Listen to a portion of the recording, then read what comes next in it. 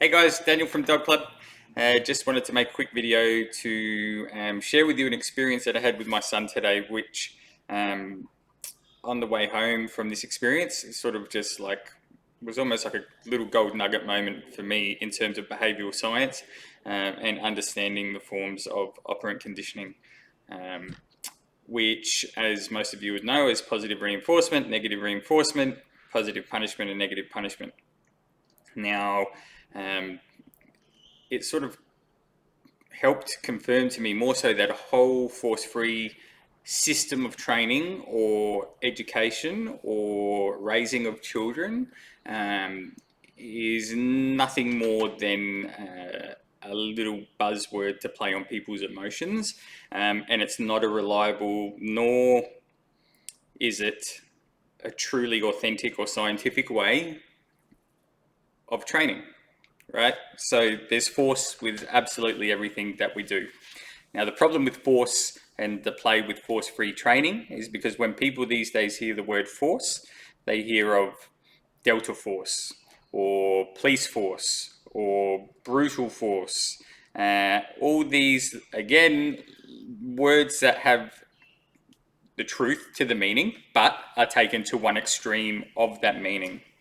Now, when I was with my son today at Taekwondo, he has been doing it now for maybe 6 months, just before Christmas. I think about November he started.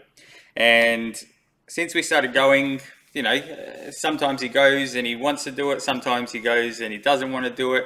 Sometimes he doesn't want to go at all in the morning. But I sort of made a commitment to force him or to encourage him to actually go to the sessions when he didn't want to go. And sometimes in the sessions when he sort of checks out and he wants to be silly, I have had to apply force or pressure to encourage him to come back to the behavior or the part of training that we're doing. And he did every time come back. I never let him just run off and finish the session, right? We went there for the half an hour session. He had to come back. The teacher would come and encourage him to come back. And that pressure or force was maintained until he made the decision to come back and join the class or to get back in behavior, because we also have a lot of fun and muck around and sometimes he gets carried away. This is negative reinforcement. Beautiful example of negative reinforcement, which really hit home today. Now, after months of going and having good sessions, bad sessions, the teacher actually came up to me at the end of the class and even during the class was saying how impressed he was with my son. And that's because the other kids that were there today were a little bit newer, right? There was only a small class today, and Alessandro would probably have been there a little bit longer than most of them. And we've been talking, me and the teacher, about how sometimes he's hot and sometimes he's not. So we've been working together to try encourage him more so and to help him get through some of his little anxieties that he has. And he's been really, really good. So today what happened was when one of the exercises that they were doing was a back fist. It's a Taekwondo move. On the pad. The parents hold the pads while the kids do it. He's 3.5, by the way, for those that don't know. And the teacher came over to him and said, "Oh, back fist is too easy for you." So he grabbed the pad off of me and he started shouting out all the random different moves that we've been doing. There's snap kick, side kick, front kick, axe kick, a jab cross, a back fist, and a high block. That's 7 moves. Sorry, 7 moves that we've been working on for 6 months. And it's been repetitive.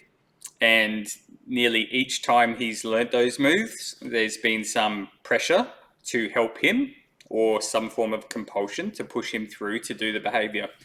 And always followed with positive reinforcement. The fact is that at the end of every class, the kids get a sticker and sometimes a lollipop or a chocolate from the teacher. Now, the difference between us and dogs or animals is the time between the work or behavior to the reward to be able to help keep us going and maintaining the behavior, right? So the positive reinforcement was there by encouragement and good boys and treats and stickers at the end of the class. So I'm not here saying that it's all about compulsion and pushing, but the compulsion and force was a vital part over the last 6 months to do that. And today I realized why, because it built reliability in my son.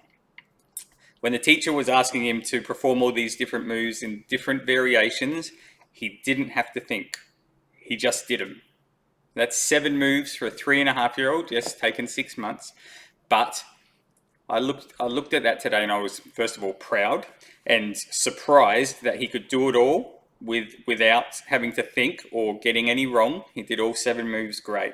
And on the way home, I was sitting and really looking at it from a scientific and behavioral science point of view, that what if I had taken the force-free approach or the positive-only approach, and ignored him when he was being silly, and ignored him when he wanted to check out, and only reward him when he was doing the behavior, which he was already getting rewards anyway to do the behavior. So he still decided when he wanted to be in a state of mind, an engaged state of mind, and when he just wanted to check out and do what he wanted to do. He knew that there was positive reinforcement at the end of the session, either way. He knew that the encouragement was there, but the difference between the force and force-free was that the slight amount of pressure that I would give him to compel him to do the behaviors, right? And to stay focused on the class and to do it. Now, again, you're all thinking force. Well, it's not that I abused my son. It's not that I hit him. It's not that I even physically touched him. But the fact that I did not give up on reminding him that we were here to do the class and that we were going to finish the class and that we had to get back to doing the behavior. And if you just do a few more behaviors and we're going to be finished and then we get to get our lollipop, right? The pressure gets reinforced when the kid does the behavior, right? I stopped the pressure, which is a reinforcing moment, right? So when he came back from being a little bit silly, and got back into his state of mind where he was focusing again and doing the behavior, I stopped nagging him, right? That is negative reinforcement. The slight amount of pressure enough for my son to stop being silly, but it compels him back into the behavior that we're doing. So I find it hard and tough the more that I speak to people that come to me and tell me that they've been to positive reinforcement trainers, which is a great part of training, so don't get me wrong in that regard, but this force-free stuff, it doesn't build reliability. And I've always thought that, and you've heard me talk about some stuff like that before. Today was just like a smack in the face example of humans. And I always say to my clients when they come here for the first session, although I never refer to dogs as humans, right? I don't baby them. I don't call them fur babies. I don't do any of that stuff. But all we have to do is look at how we are as humans in a society and have the same type of outlook of that for our dogs. So social behavior, number one. For us, social behavior is when we can go out into any part of the world and maintain composure. However, for most, social behavior for a dog is acting like a total idiot out in public, off the Richter. We need to see that the dog is super excited and loves being out and chasing other dogs around the park and can't actually control itself because it's been conditioned to act like a total goofball, right? So it's super important to look at what we do. And you might say that you're a parent who doesn't choose punishment, or the negative reinforcement, you don't like to nag, or maybe you don't even really understand negative reinforcement, but it is everywhere, right? And I've been watching a trainer, Pat Stewart, lately, doing some stuff and starting some coaching with him next week. And he really hit home to me when he explained that we are living through negative reinforcement day to day. The whole reason that we do things is to turn pressure off, and from turning that pressure off, we get reinforcement, and the results of doing the work to turn that pressure off gives us even more reinforcement, right?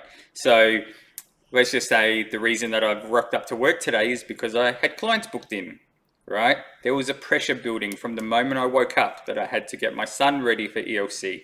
I have to get my son to ELC, and I have to beat the traffic so that I can make it to Dog Club with enough time to set up for my first client. That has been pressure building from the start of my day. Now, was it a pressure that totally shut me down? No, but it was a pressure that compelled me to do what I needed to do to be able to turn it off, right? And when I turned off the pressure, when I was here and my clients came and everything was set up and ready, then that was the first form of reinforcement that everything I'd done up to that point, I was on the right track and did it. And it was good feeling to be ready when my clients came. Now, the positive reinforcement comes in at the end of the session when my clients pay me and tell me how much they got out of the session. So it's unavoidable, no matter what system of training you train, no matter what lifestyle you set up for your dog or child, there's going to be pressure involved. So why not teach them how to actually deal with that pressure and build a stronger dog slash human in the meantime? So I wanted to share that. My little Taekwondo ninja, he is doing wonderful, and it really stuck out today how much that slight amount of pressure in each of those sessions really pushed him to where he got to today over the last 6 months. So hopefully before too long he should have a green belt, and we'll keep moving up the ranks. But 3.5-year-old dealing with pressure when he was put out the front of the class to give instructions and demonstrations today, and the teacher saying how well he'd done, you should have seen the look on his face. He was proud of himself. There was no miserable, frail or uncomfortable bone in his body, right? And he had known in that moment, the first time that he had a learning experience of putting up with this slight amount of pressure again to get the work done, has just brought me all of this recognition and reinforcement, which is awesome. And he felt really good and big and strong. So just wanted to share that with you guys. Give us a like, go and like my page, Dog Club, and I hope to be seeing you soon for some good training sessions. Thank you. Have a good one.